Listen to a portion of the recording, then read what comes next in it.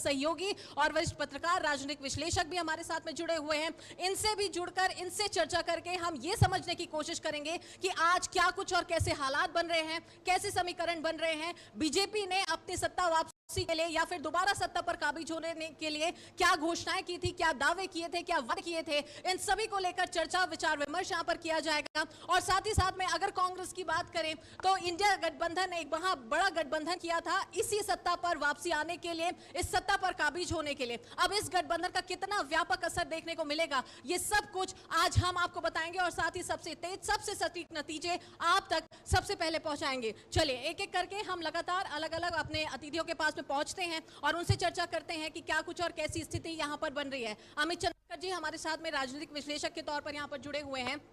अमित जी, क्या कहेंगे आप? अभी जिस प्रकार से पोस्टल बैलेट की गिनती की प्रक्रिया शुरू हुई है, 543 सीटें हैं, 66 का आंकड़ा अभी निकलकर सामने आया है।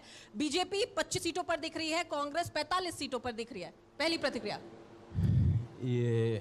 ये आंकड़ा देख के जो अभी, हालांकि पोस्टल बैलेट है और ये भी शुरुआती रुझान है, ये आंकड़ा देख के तो इंडिया गठबंधन को काफ़ी राहत की सांस ले रही होगी, क्योंकि बीजेपी 25 और कांग्रेस 45 सीट पे आगे चल रही है निश्चित ही। और ये मुझे लगता है कि देश के आम नागरिक भी अगर ये आंकड़े अगर देख रहे होंगे, उनको भी ये थोड़ा सरप्राइज तो जरूर लग रहा होगा। हालांकि शुरुआती रुझान है, हमने पहले भी बहुत से चीज़ों को देखा है, आंकड़े ऊपर नीचे होते रहेंगे। जब 8:30 बजे के बाद जब ईवीएम खुलेंगे तो समझ आएगा कि आंकड़े किधर ले जा रहे हैं। लेकिन अभी शुरुआती रुझान में मुझे लगता है कि कांग्रेस और इंडिया गठबंधन को बहुत ही सुकून मिल रहा होगा, राहत मिल रहा होगा, और कहीं ना कहीं टेंशन तो बीजेपी के लिए जरूर होगा अगर ये आंकड़े कहते हैं। चलिए बिल्कुल, तो यहाँ पर आंकड़ों का ही खेल है और यही खेल के आधार पर यह तय हो जाएगा कि आज कौन जीत रहा है और कौन हार रहा है, किसका पलड़ा यहाँ पर भारी हो रहा है। अखिल पांडे जी भी हमारे साथ में बने हुए हैं, वरिष्ठ पत्रकार हैं। अखिल जी, क्या कहते हैं? तमाम दावे, तमाम वादे यहाँ पर तमाम राजनीतिक दलों ने तो सत्ता वापसी के लिए किए हैं। क्या लगता है कैसे समीकरण बन रहे हैं? उन दावों का, उन वादों का कितना मिल सकता है? देखिए, काउंटिंग तो शुरू हो चुकी है और रुझान भी आने शुरू हो गए। टीवी स्क्रीन पर जो दिखाई दे रहा है, मेरे पास जो आंकड़े हैं उसमें लगभग 100 सीटों पर रुझान सामने आ रहा है। उसमें लगभग 65 सीटों पर एनडीए गठबंधन जो है वो आगे है, बाकी की सीटों पर गठबंधन और अदर्स हैं।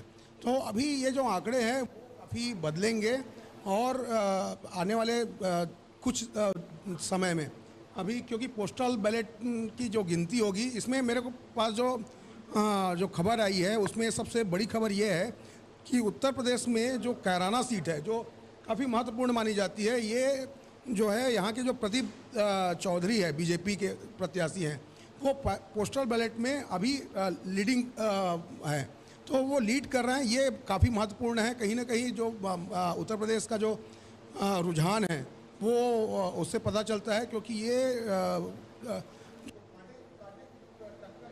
दिखाई देती है और बीजेपी के लिए मुश्किल सीट है, तो यहाँ बीजेपी पोस्टल बैलेट में आगे है।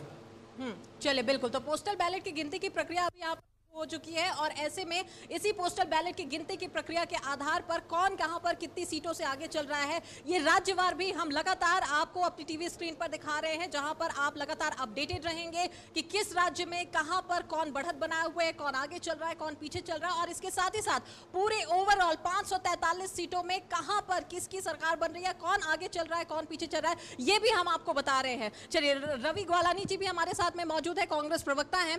रवि जी, क्या कहेंगे आप? अभी जिस प्रकार से जो यहां पर प्रतिक्रिया निकलकर सामने आ रही, जो रुझान सामने आ रहे हैं, कांग्रेस की ओर से पहली प्रतिक्रिया।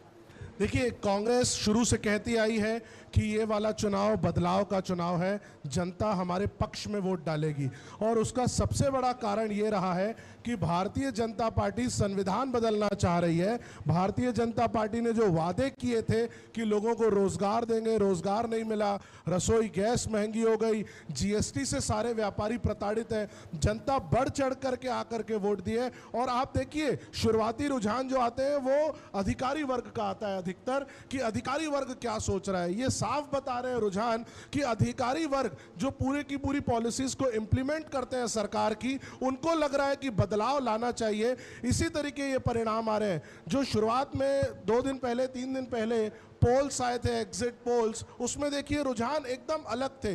लेकिन हम भी यही कह रहे थे वेट करिए, जैसे जैसे जब परिणाम आएंगे तो ये सारी चीजें खुलेंगी, धुंध छटेगी, ये और आपको रोशनी दिखेगी। ये रोशनी दिख रही है। जनता ने कांग्रेस और इंडिया गठबंधन के पक्ष में जो वोट डाला है, देखते जाइएगा जैसे जैसे पहर आगे बढ़ेगी, जैसे जैसे सूर्य आगे बढ़ेगा, ये हमारे आंकड़े बढ़ते चले जाएंगे। चलिए, आंकड़े बढ़ते चले जाएंगे। कांग्रेस भी काफी आश्वस्त यहाँ पर नजर आ रही है। धूल छटेगी, रोशनी बढ़ेगी। रोशनी कितनी रोशन करती है यहाँ पर, ये देखने वाली बात होगी। अलग अलग डेस्क भी हमारे साथ में जुड़े हुए। छत्तीसगढ़ से एक बड़ा अपडेट आ रहा है, क्योंकि इस बार के चुनाव में ऐसा देखने को भी मिला है कि कई केंद्रीय मंत्री भी हैं, कई ऐसे बड़े चेहरे भी हैं जिनकी किस्मत दांव पर लगी हुई है। जनता किंग मेकर की भूमिका में है कि जनता ये तय करेगी कि आखिर वो किसको सत्ता की कुर्सी पर बैठे देखना चाहती है। इसी बीच छत्तीसगढ़ से एक बड़ी अपडेट आ रही है। सीजी डेस्क की ओर में हम रुक करते हैं। पूर्व मुख्यमंत्री जो है भूपेश बघेल, वो कुछ पीछे चल रहे हैं, ऐसी कोई खबर निकलकर